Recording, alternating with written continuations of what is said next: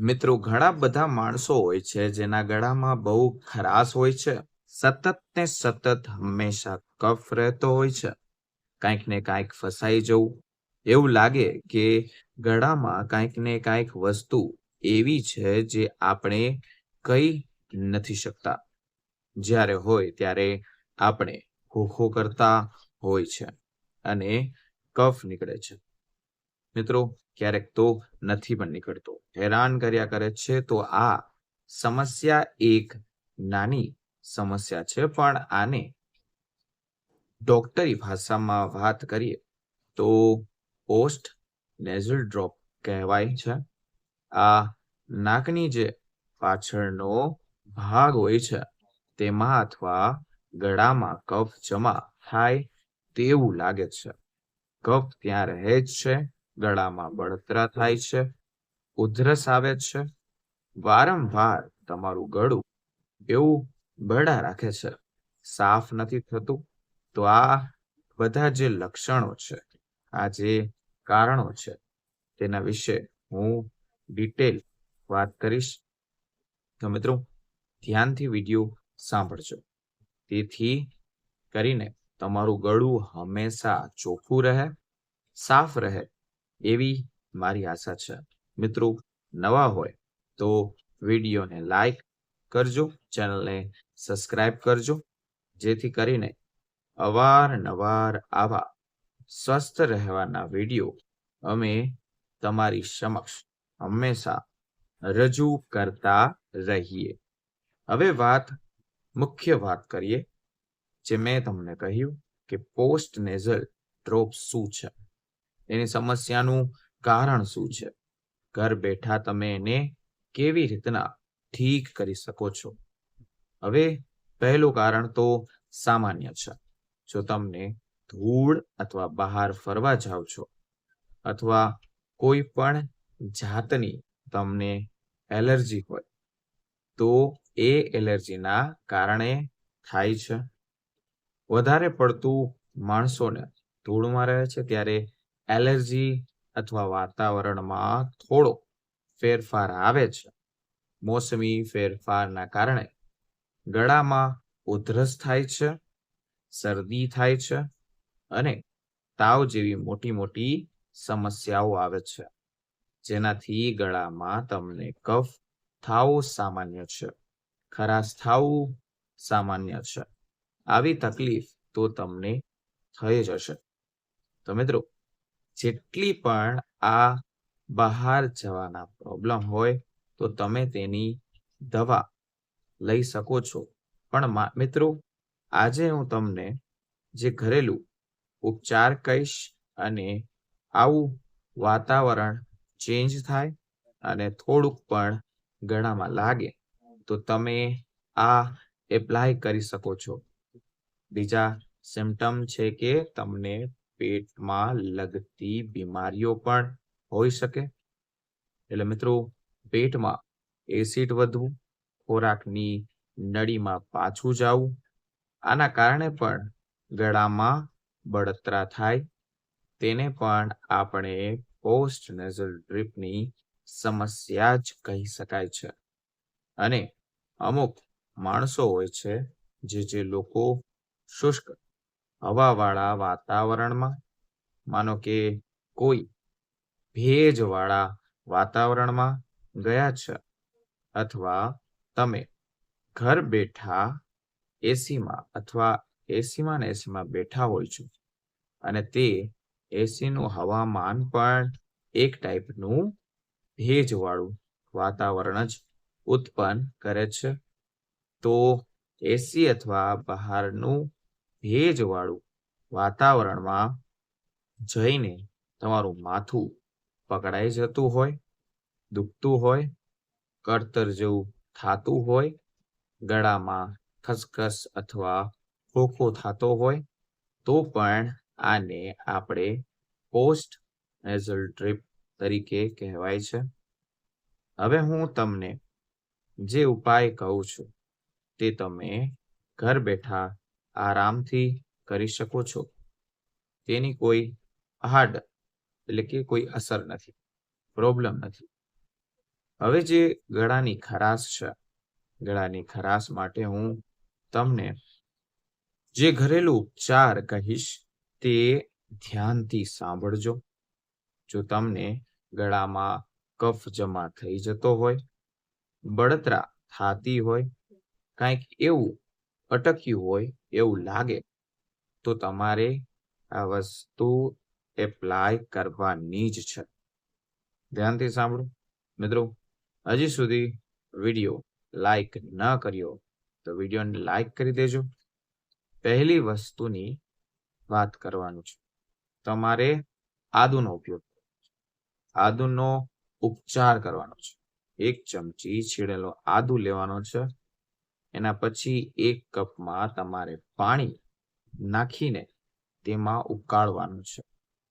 હવે જે ઉકળાયેલું પાણી છે તેને ગાળી લીધા પછી 1 ચમચી તેની અંદર શું મિક્સ કરવાનું છે? તો કે મધ.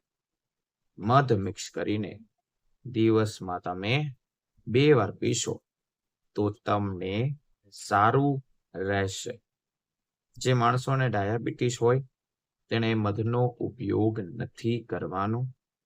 હવે તમે પ્રશ્ન પણ પૂછશો કે સર આદુ જ કેમ? આદુ જે હોય છે તે મિત્રો સોજો મારનાર હોય છે, સોજો ઘટાડનાર હોય છે, કફ ઘટાડનાર હોય છે. અને જ્યારે મધની વાત કરું તો મધ જે છે તે ગળામાં ખરાશ થઈ ગઈ, ઉધરસ થઈ ગઈ અથવા કાંઈક અટકતું હોય તેને દૂર કરે છે.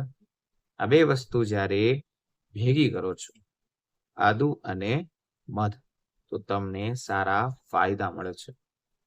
જો તમને એના કરી શકતા હોય અને તો ખાસ નોંધ છે, ડાયાબિટીસ વાળાને મધનો ઉપયોગ નથી કરવાનો. તે બીજા ઉપાય પણ કરી શકે છે જે આગળ કહું છું. બીજી વસ્તુ છે હળદરવાળું દૂધ. અમુક માણસો પૂછશે કે હળદરવાળું દૂધ સર કેવી રીતના? તો મિત્રો તમારે 1 ગ્લાસ ગરમ દૂધમાં 1 ચમચી હળદરનો પાવડર નાખી દેવાનો છે. પણ આ ક્યારે કરવાનું છે? રાત્રે સૂતા પહેલા કરવાનું છે. એટલે તમને વધારે ફાયદો મળે. હળદરનો ગુણધર્મ એવો હોય છે, તે પણ સોજા ઘટાડે છે, કફને તોડે છે, કફને ફાડે છે, કફને ઓછો કરે છે. મિત્રો હળદરવાળું દૂધ પણ બેસ્ટ ઉપાય છે. આગળનો ઉપાય કહું તો કે કાળા મરી અને મધ. હવે કાળા મરી જે છે તે પણ અલગ ટાઈપનું કામ કરે છે. તે કેવી રીતના કરવાનું છે? ધ્યાનથી સાંભળો.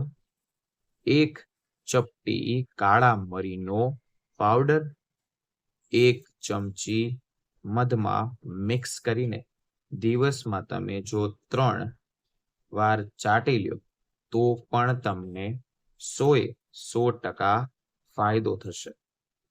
આ 1 ચપટી કાળા મરીનો પાવડર 1 ચમચી મધમાં મિક્સ કરીને દિવસમાં તમે 3 વાર ચાટવાથી તમને એટલા મોટા ફાયદા મળશે કે તેની કોઈ સીમા નથી. મિત્રો આ ઉપચાર આયુર્વેદિક ઉપચારમાં પણ લખેલું છે. આ ઉપચાર ગળાને સાફ કરવામાં, બળતરા ઓછી કરવામાં બહુ મોટા ભાગ ભજવે છે. અને મિત્રો પાછું કહું છું, ડાયાબિટીસ હોય તો આનો ઉપયોગ નથી કરવાનો. એટલે કે મધનો ઉપયોગ નથી કરવાનો. આગળનો પ્રયોગ કહું છું, ધ્યાનથી સાંભળો. શું કરવાનું છે કે તમારે નીલગિરીના તેલનો વરાળ લેવાની છે. તમારે હવે જે નીલગિરીના તેલ જે છે, ગરમ પાણીમાં નીલગિરીના તેલના તમારે 4 થી 5 ટીપા નાખીને દિવસમાં માનો કે 3-4 વાર વરાળ લેવાની છે. હા મિત્રો, આનાથી શું થશે તો કે તમારું જે ગળું જે છે તેમાં જમા થયેલો કફ બળતરા સાવ ઓછી થઈ જશે. કારણ કે નીલગિરીનું તેલ જે હોય છે તે 4-5 ટીપા નાખવાથી અથવા તમારે તેની વરાળ લેવાથી તમને એનો ફાયદો થશે. હજી એકવાર કહું છું, ધ્યાનથી સાંભળજો. ગરમ પાણીની તપેલી લેવાની છે, 5-6 ટીપા નીલગિરીના ટીપા નાખવાના છે અને તમારે તેની વરાળ લેવાની છે. આખા દિવસમાં મેક્સિમમ 2 વાર પણ લેશો તો એ તમને સારામાં સારો ફાયદો જોવા મળશે. તમારો જામેલો કફ અથવા ગળા અથવા કાન બંધ હોય અથવા તમને ક્યાંય પણ ઉધરસ આવતી હોય અને તમને કાંઈ પણ જાતના થતી હોય અથવા દવા લીધા પછી પણ ફરક ના પડતો તો આનો ઉપયોગ કરી શકો છો. આયુર્વેદમાં ચોખ્ખું લખેલું છે. 5મી વસ્તુ કહું, ધ્યાનથી સાંભળો. તમારે લેવાનું છે મુઠ્ઠેલીનો કાઢો. હા મિત્રો, સાંભળવામાં થોડુંક વિચિત્ર લાગશે.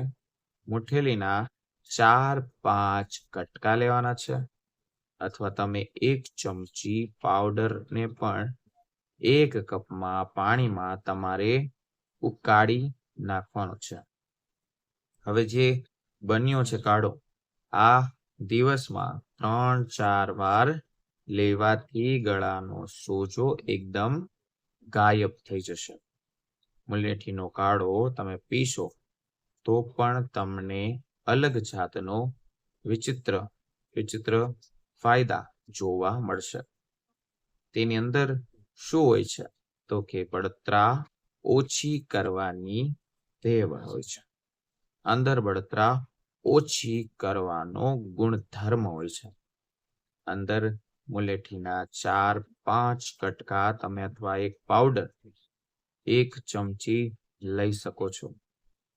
બીજી વસ્તુ કહું તો કે મહત્વની સૂચના કહું તો કે જો દિવસ દરમિયાન દર અડધો 1 કલાક થોડું ગરમ પાણી એટલે કે હુંફાળું પાણી પણ પીવાથી ગળામાં જમા થયેલો કફ ઓગળી જાય છે, ગળું સાફ થઈ જાય છે. તો મિત્રો, જેમ બને તેમ જ્યારે પણ તમને ઉધરસ હોય અથવા ગળામાં ખરાશ હોય તો તમારે ઠંડુ પાણી નથી પીવાનું. હવે જે મહત્વનો પોઈન્ટ છે તે ધ્યાનથી સાંભળો. હવે આપણા નુસ્ખા તો કહી આવ્યા, તમને એના પછી તમારે જે નીતિ નિયમનું પાલન કરવાના છે તેની વાત કરી રહ્યો છું. તમને જો વાતાવરણ ભેજવાળું ના પોસાતું હોય, જો તમે શુષ્ક વાતાવરણમાં રહેતા હોય અથવા રૂમમાં રિઝલ્ટ કુલરનો તમારે ઉપયોગ કરવાનો છે, એસીનો ઉપયોગ તમારે બંધ કરી દેવાનો છે. કારણ કે તમારા શરીરમાં અનુકૂળ વસ્તુ ના હોય, તમને કફ રહેતો હોય, શરદી રહેતી હોય તો શક્યતાઓ બહુ વધી જાય છે. તમને આગળ જતા બહુ મોટા પ્રોબ્લેમ પડી શકે છે. કાનમાં થાપ પડવી, માથું દુખવું, કળતર આવી. કારણ કે મિત્રો, શરદીના સિમ્પટમ જ એવા હોય છે, તાવના સિમ્પટમ જ એવા હોય છે. તાવ હંમેશા શરદીથી ચાલુ થાય છે અને ઉધરસ કફથી ચાલુ થાય છે. તો હવામાન ભેજવાળું વાતાવરણ છે તે તમારે ટાળવાનું છે. ત્રીજી વસ્તુ, એવી વસ્તુઓ તમે ખાવાથી બચો જેમાં પેટમાં એસિડ બનતો હોય, ગેસ બનતો હોય. હવે કઈ વસ્તુ એમાં સામેલ છે? તો મિત્રો, પહેલી તળેલી વસ્તુ, ઠંડી વસ્તુ, ચા થઈ ગઈ, કોફી થઈ ગઈ, મસાલેદાર વસ્તુ થઈ ગઈ, જેમાં ગેસ વધારે ઉત્પન્ન થતો હોય તે ખોરાક તમારે બંધ કરી દો. તો પણ તમારે આ વસ્તુનું ધ્યાન રાખવાનું છે. અને રાત્રે અમુક માણસોને કફ તો હોય પણ રાતના જાગે છે, મોડે સુધી ભોજન નથી કરતા અને રાત્રે 1-1:30 વાગે ભોજન કરે છે. તો તેને પણ આ ટાળવાનું છે, બંધ કરવાનું છે. મિત્રો થઈ શકે તો રાત્રે તમારે હળવો ખોરાક, સાત્વિક ખોરાક લેવાથી ઘણોય ફાયદો મળશે. મિત્રો ઉપચાર મેં તમને કહ્યા તે તમારે કરશો તો તમને લાંબા સમય સુધી પ્રોબ્લેમ નહીં પડે. છતાં પણ તમે જો કોઈ બહુ શરદી થતી હોય અથવા બહુ દુખાવો થતો હોય, માથું દુખતું હોય, ગળામાં ખરાશ હંમેશા 3 થી 4 મહિના કન્ટિન્યુ રહેતી હોય તો તમારે ડોક્ટરની સલાહ લેવી બહુ જરૂરી છે. ડોક્ટરની સલાહ લીધા વગર એકેય નુસ્ખા ભારી પડી શકે છે. અને તમને જેટલા નુસ્ખા કહ્યા તે તમે કરી શકો છો. પહેલો તો આદુનો નુસ્ખો મેં તમને કહ્યો. છીણેલો આદુ અને કપ છીણેલોમાં આદુના કપમાં નાખી દેવાનો છે, ગાળી લેવાનો છે. મધ નાખીને મિક્સ કરવાનું છે. તો પણ કફમાં અથવા ગળામાં સારું રહેશે. બીજું હળદરવાળું દૂધ કહ્યું એ પણ તમે લઈ શકો છો. કાળા મરી અને મધ 1 ચમચી કાળા મરીના પાવડરમાં 1 ચમચી મધ મિક્સ કરીને દિવસમાં 3 વાર ચાટવાથી પણ તમને ફાયદો થશે. નીલગિરીનો વરાળ લેવાથી પણ તમને ફાયદો થશે. મુલેઠીનો કાળો તમે 4-5 ચમચી પાવડર નાખીને ઉકાળીને એનો કાળો પીશો તો પણ ગળામાં સોજો, બળતરા ઓછી થશે. મિત્રો ગળામાં કોઈ પણ જાતની શરદી, કફ, ઉધરસ થાવી તમારે ત્યાં જ રોકી દેવાની છે. કારણ કે આગળ જતા તમારું મૂડ ચેન્જ થઈ જાય છે, ગડબડ આવે છે, તાવના સિમ્પટમ પણ આવી શકે છે. તો મિત્રો કોઈ પણ નાનામાં નાની વસ્તુનું ધ્યાન રાખશો તો તમને 100% ફાયદો મળશે. જે કાંઈ ના કરી શકો તો કાંઈ નહીં, ઠંડુ પાણી બંધ કરી દો. ભેજવાળા વાતાવરણમાં જાઓ છો તો ગરમ પાણીનો જ સંગ્રહ કરો, ગરમ પાણી જ પીવો. જેનાથી જઠરાગ્નિ, પાચન તમારું સારું રહે અને તમારા પેટમાં એસિડિટી, ગેસ અને એવું ના થાય. તળેલો ખોરાક ખાસ કરીને ટાળો, ઠંડી વસ્તુ ટાળો, ચા કોફી મર્યાદિત સેવન કરો તો તમને વધુ ફાયદો મળશે. મિત્રો આ હતો પૂરો વિડીયો જે લોકોને ગળામાં ખરાશ છે, ગળામાં દુખાવો છે અને તે રહી શકતા નથી. આખો દિવસ ઉધરસ અથવા ભૂખો કર્યા કરે છે. તેના માટે આ ઘરેલું નુસ્ખા હતા, જેથી 6 થી 7 જે આયુર્વેદમાં કહેલા છે. છતાં પણ કોઈ પણ જાતનો પ્રશ્ન હોય તો તમે મને કમેન્ટ સેક્શનમાં પૂછી શકો છો. હું તેનો જરૂર આન્સર આપીશ. તો મિત્રો ફરી મળીશું નવા વિડીયો, નવા ટોપિક સાથે. ત્યાં સુધી બધાને મારા હર હર મહાદેવ અને રાધે રાધે.